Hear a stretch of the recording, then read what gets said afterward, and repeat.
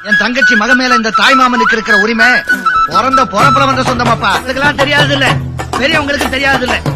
இந்த நாட்டிலேயே இந்த ஒத்த கூட்டத்துக்கு தாய் மாமங்கிற உரிமையின் பெருமை இருக்கு. தாய்க்கு நிகராக நாங்கள் தாய் மாமனை தான் பார்ப்போம். மானூத்து மந்தையில மாங்குட்டி மெத்தம்மையில